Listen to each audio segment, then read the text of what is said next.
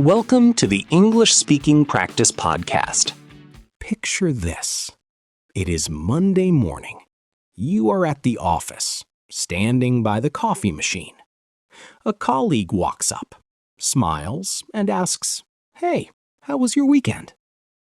In your head, you have this beautiful, funny story about a disastrous camping trip.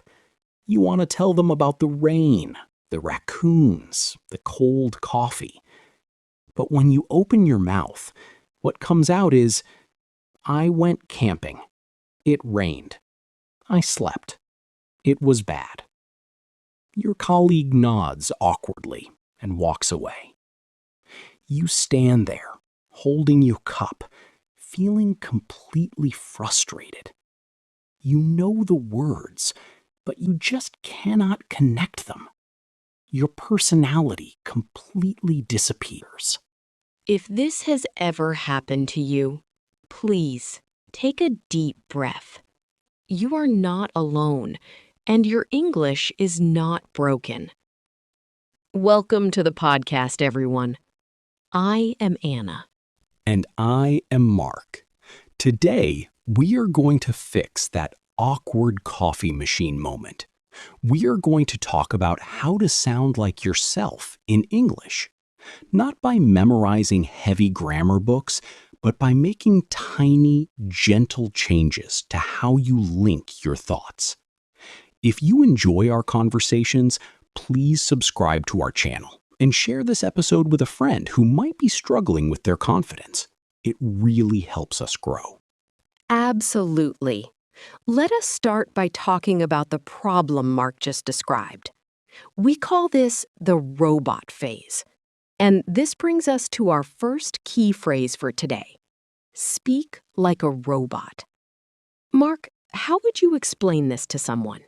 Speak like a robot simply means talking in very short, separate sentences without any flow. You sound mechanical and stiff.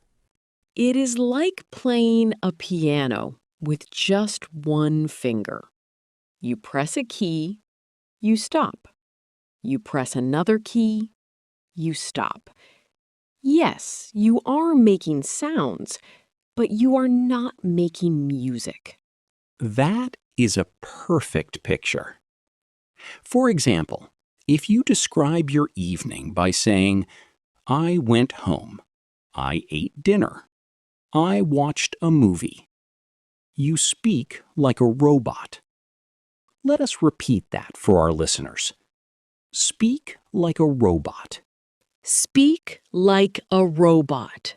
And I want to say something very clearly right now. Speaking this way is perfectly fine when you are just starting out. It is a normal step. But if you want to feel comfortable and human, you need to move past it. Right. Because when people speak in those short blocks, they start thinking they're bad at English. They feel shy. They feel like something is missing. But nothing is missing except a bridge. You have a great idea on the left side of the river and another idea on the right side. You just need a tiny bridge to connect them. This brings us to our second phrase. Words are bricks, connectors are glue. Let us break that down. This means vocabulary gives you the heavy material, but linking words hold everything together to build a strong wall. It is like making a necklace. The words are the beautiful pearls. But if you do not have a string to put them on, you just have a handful of loose beads falling all over the floor. The connectors are the invisible string. Exactly. Imagine a beginner trying to say, "I know a lot of words, but I cannot speak." They have the bricks, but no glue. Let us shadow that phrase. Words are bricks. Connectors are glue. Words are bricks. Connectors are glue. Let us talk about what this glue actually is. It is not complex grammar. It is simple words like and, but, so, and because. Let us start with the word but. It is such a small word, but it does so much heavy lifting. It really does. Imagine you say, I like pizza. I do not like burgers. Those are two good bricks. But if you put the glue in the middle, it becomes, I like pizza, but I do not like burgers. Suddenly, it feels smooth. And it adds emotion.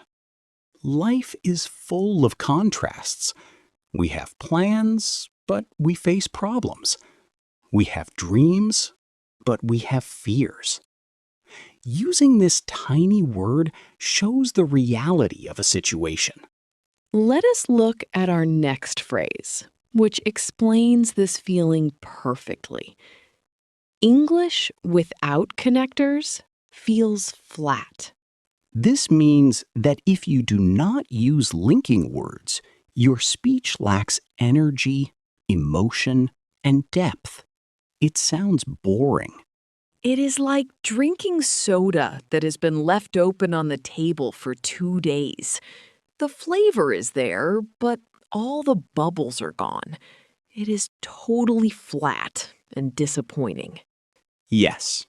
For example, telling a story about a difficult day using only facts means your English without connectors feels flat. Let us say it together. English without connectors feels flat. English without connectors feels flat. So to bring the bubbles back, we use words like because. Mark, beginners sometimes tell me their English feels completely boring. I hear that too. And they think they need to learn academic words to fix it, but they actually just need to explain themselves. When you add because, you let people see your motivation. Right. Instead of saying, I stayed home, I was tired, you say, I stayed home because I was tired. Now you are not just giving facts, you are sharing your physical state. People feel closer to you. You are building a connection. And connection is the whole point. Which brings us to our next important phrase. Communication is more important than perfection. This means that making sure the other person understands your message is much more valuable than having flawless, error-free grammar. Think of it like throwing a ball to a friend. Perfection is worrying about the exact angle of your elbow and the wind speed. Communication is just making sure your friend actually catches the ball. If they catch it, you win. I love that. For example, if you make a small mistake with a verb tense, but your friend laughs at your joke, remember that communication is more important than perfection. Let us practice that out loud. Communication is more important than perfection. Communication is more important than perfection. But, Anna, I have to play the doubting student for a second. If I start connecting my sentences, what if I talk too much? What if I get lost in my own words? That is a very real fear. And it leads us to something I noticed when I was learning a new language. Sometimes we discover the glue and we get too excited. We connect absolutely everything with the word and. Oh, yes. I woke up, and I ate breakfast, and I drove to work, and it was raining, and I forgot my umbrella, and I was sad. Exactly. Listening to that is exhausting, which introduces our next phrase. That sentence needs oxygen. We use this funny phrase to describe a sentence that is way too long and has no pauses. It feels like the speaker is suffocating. It is like trying to pack for a 2-week vacation using only a tiny backpack. You just keep stuffing shirts and shoes inside until the zipper breaks and everything explodes. The sentence just cannot hold that much stuff. Right. If you hear someone talking for 2 minutes without stopping for a single breath, you can gently think to yourself, that sentence needs oxygen. Let us try saying it. That sentence needs oxygen. That sentence needs oxygen.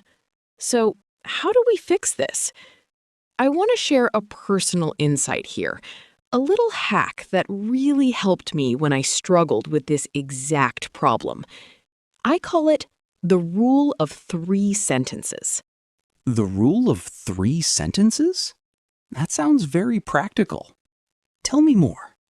It is a gentle boundary I created for myself. When I tell a story, I only allow myself to connect 2 or 3 short ideas together. Then I force myself to stop and put a period, a full stop. So you do not let the train keep rolling forever. Exactly. I might say, I went to the store because I needed milk. Period. The store was closed, so I went back home. Period. It creates a comfortable, steady rhythm. You give your brain a moment to rest, and you give the listener a moment to digest what you just said. That is brilliant. It takes away the pressure of building a massive, complicated structure. You are just building small, comfortable houses next to each other. Yes, and speaking of comfortable, that is exactly how we want our speech to feel.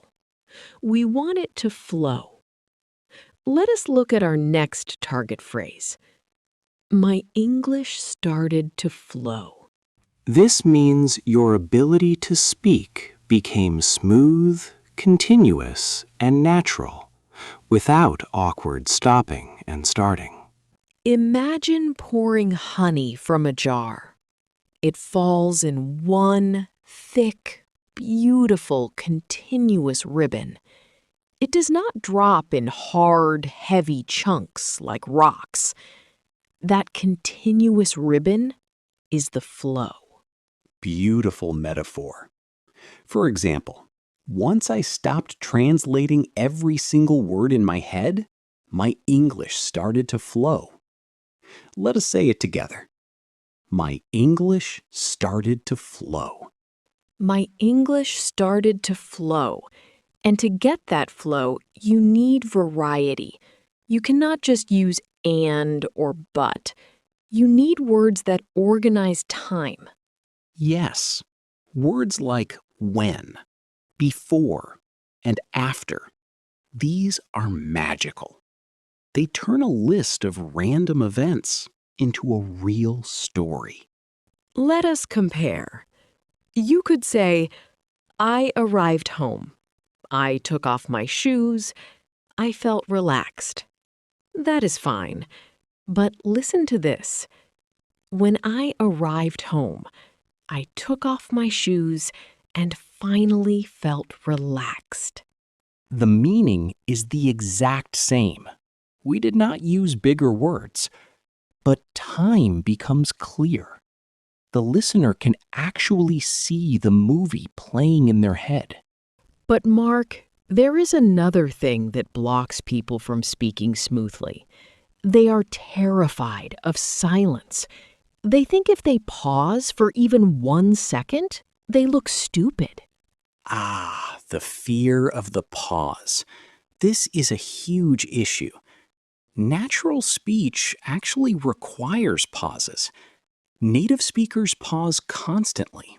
They stop, they breathe, they look up at the ceiling.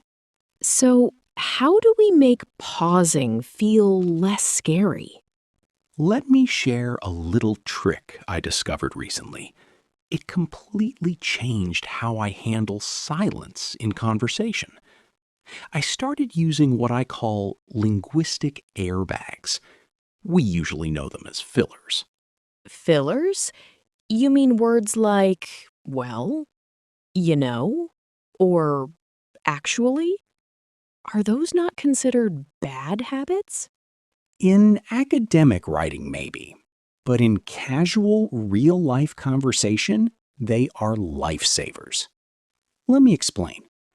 An airbag in a car protects you when you hit something suddenly. A filler word protects you when your brain suddenly runs out of vocabulary. Oh, I see. It softens the impact of the pause. Exactly. Instead of freezing in absolute silence and panicking, you just softly say, "Well, to be honest," and you slowly draw out the words. It gives your brain 2 extra seconds to find the next connector. It sounds completely authentic because that is exactly what native speakers do when they are thinking. That is so comforting. It means you do not have to be a machine producing words at high speed. You can take your time. Which ties perfectly into our next phrase. Learning is step by step, not jump by jump. This means acquiring a skill takes slow, consistent, small actions rather than giant, sudden leaps. You cannot rush the process. Think about walking up a staircase. You put one foot on the next step and you slowly climb to the second floor.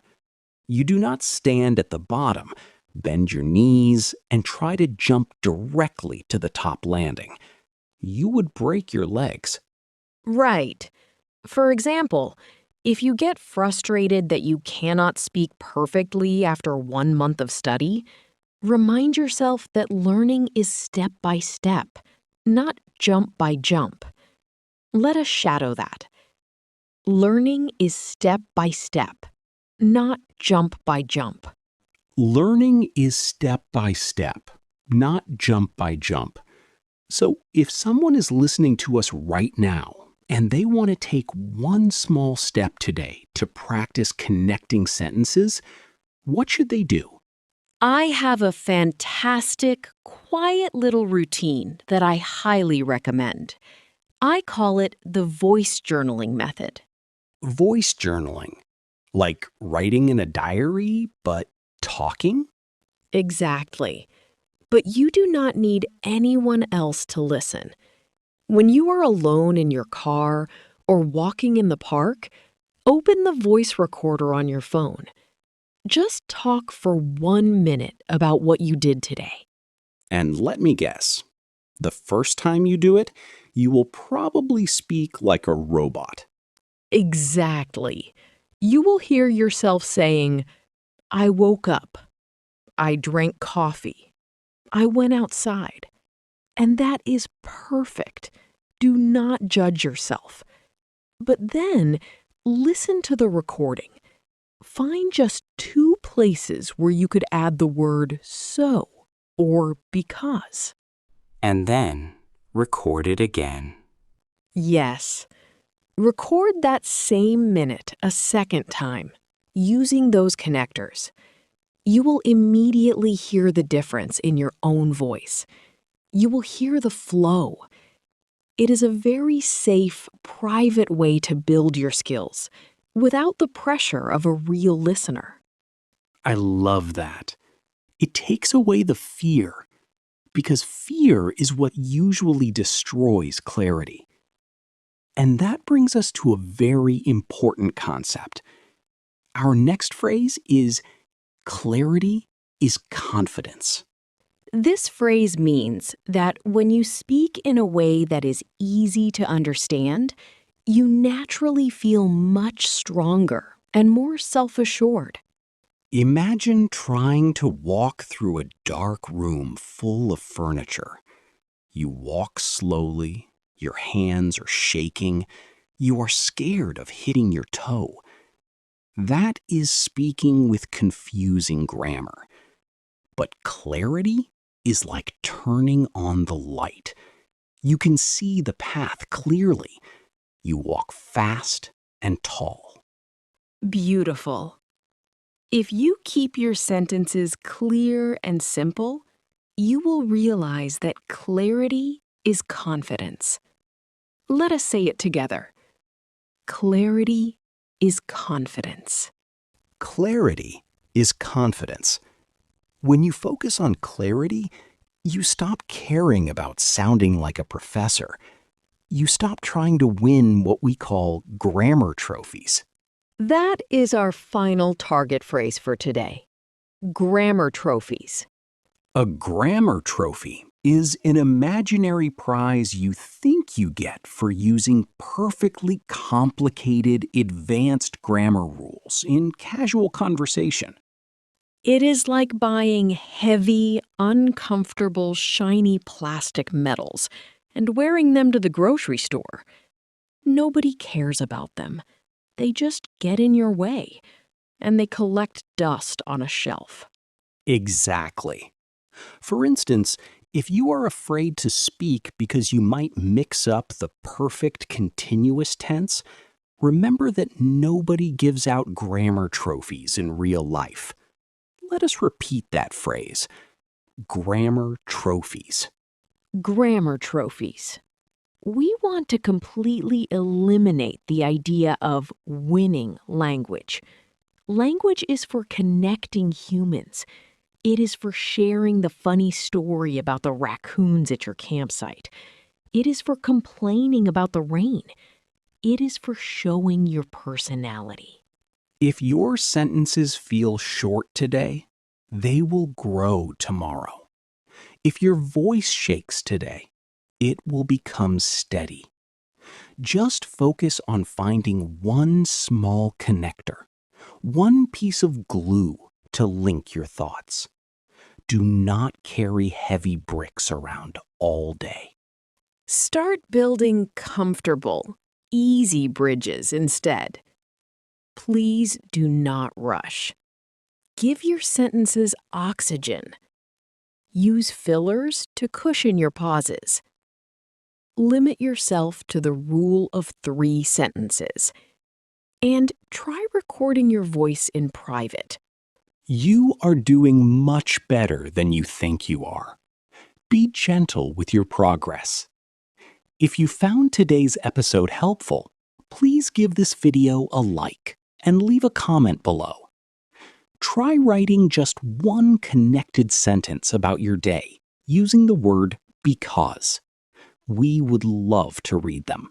Keep taking quiet, comfortable steps. Keep connecting your words. And keep connecting with people. You can absolutely do this. Thank you for listening, everyone. See you in the next episode. Bye for now.